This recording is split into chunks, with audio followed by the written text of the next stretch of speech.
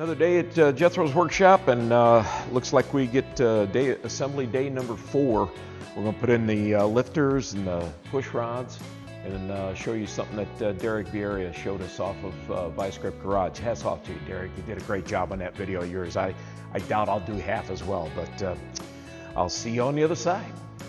So this guy is exhaust on number 1. Put a little dab on that, dab on the bottom.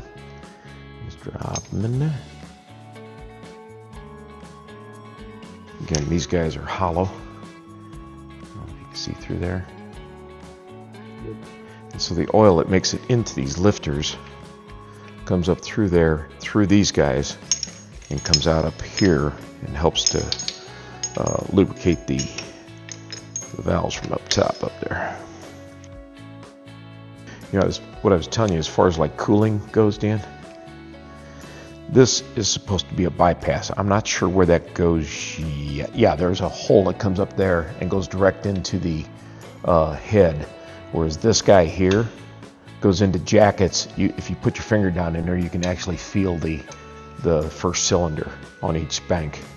So it's forced from your pump, which is basically just an impeller here, forced through those.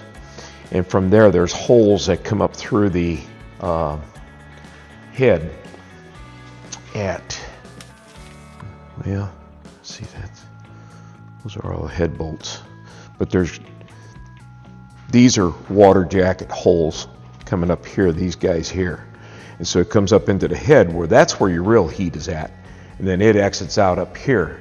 If you look at any of those intakes over there, this port, while this is water, it just stops right there. It's blocked off at the thing from coming across. Whereas this one comes across, this is where your thermostat is, and it goes back up into the radiator.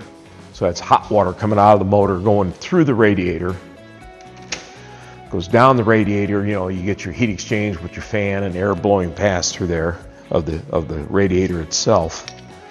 And cooled water then comes down into this area here into the input of the pump. Also, there's typically a heater hose that comes off here. That's hot water, goes to your heater core and comes around. That is also flowing when your thermostat is blocked. So like I say, I've been studying these, you know, just where's all these things that I've been overlooking all these years. I never really paid any attention before, you know. But they'll go through, if you see some of these folks on teaching you how to do these valves like this, and they'll have you like measure like 8,000ths of an inch between the top of the valve, where my finger's at here, between that area. And you know, that is, this thing that Derek showed me on Vice Grip Garage just makes so much more sense. Basically what you do is you cycle the motor through about 3 full or 4 full revolutions, and you end up with all of your push rods being snug to, you know, the lifters. Main thing on these push rods is that you just have them that they're not clogged. You know, like you look through that one. These are new, so I don't have to worry about that. And then the other thing is that they're straight. And the way you just check that is you just roll it on the table.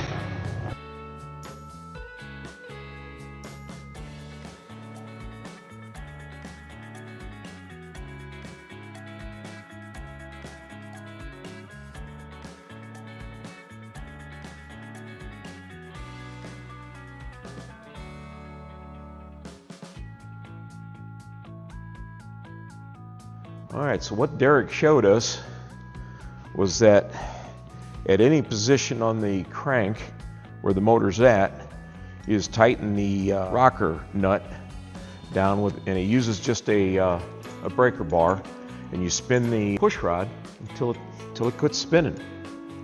That's all he does.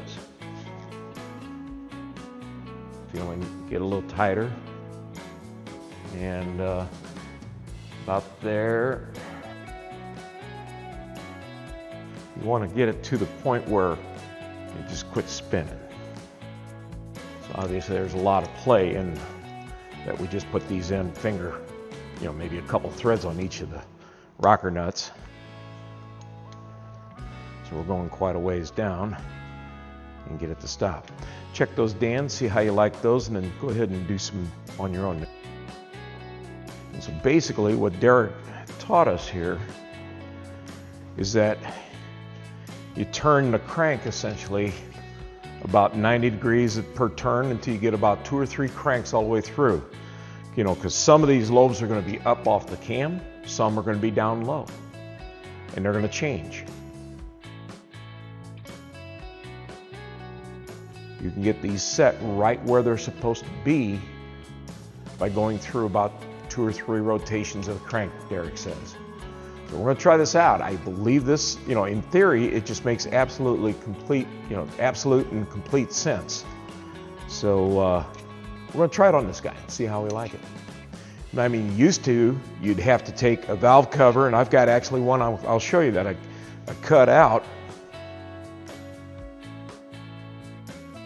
So I cut a big old slot on the top of this thing so that you could, you know, just turn the rockers down while the engine was running and not have all that oil spill out on the exhaust manifold. But as this works, Derek said his dad taught him how to do that, among other things. Right, Derek? So I'm going to try Derek's suggestion out on this motor here. It's very hard to tell where it stops spinning. It is, yeah. It's not a real highly discernible point, is it?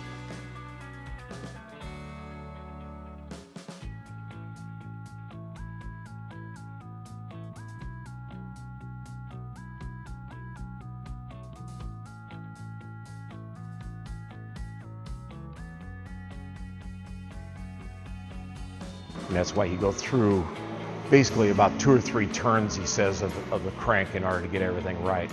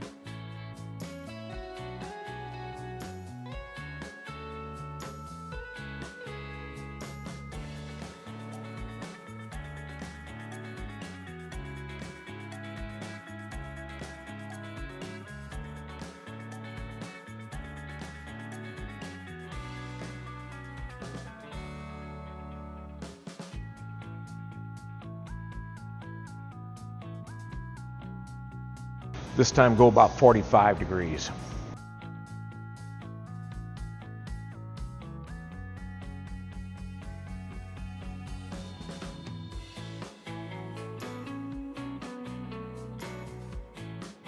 So at this point we've gone through them. We've gone through several rotations of the crank, and we also did, like, 90, 90, 90, did a 45, did a few more 90s.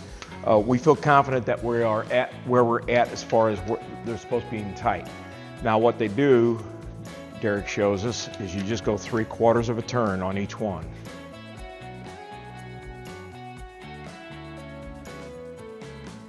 So what Dan and I were doing, I don't know if it's incorrect or not, to be honest, is we were actually not only just checking that, which the spin of the push rod, but we were also pivoting the rocker. If the rocker was loose up there, then we were bringing those back up. I think we had a very good method because that seemed to be a little bit more accurate on rather than just turning the push rod. So if I fry the motor, I fry the motor, but that's the way we're gonna do it. And then now we're putting that 3/4 turn on it. Hydraulic lifters, I think, are very forgiving on this sort of thing. Obviously, you know, you can start the motor and get it until you hear a clack and then do the 3/4 in, but this will save us from having to start the motor to get it. We should be pretty close. If we hear any noise in the motor or what have you, then we'll make an adjustment. But I believe when all of these are down, the lifters right now, the valve appears on those lifters that are down in the valley in their seat. They appear to be down. They don't, you know, everything looks like it's supposed to be and everything feels tight. So we're pretty confident we've got a good valve lash or good valve setting in on this motor for when we go to start it up. I think that's pretty much all we can do. All right, folks, I think that pretty well wraps it up for today. We're going to wait for next time to select a intake that I've got over there. And I think we're going to go with a 2-barrel Rochester on this. I've got a 4-barrel Carter, but I'm not as familiar with those as I am with a Rochester, so I'm going to just put a 2-barrel Rochester, which I think might have been stock on a 57. I'll do some research on that. If it's more akin to having a 4-barrel, then I'll throw the Carter on it. So thanks again, folks. Appreciate you watching. Say goodbye, Dan. All right, we'll see y'all later. Thanks, folks. Bye.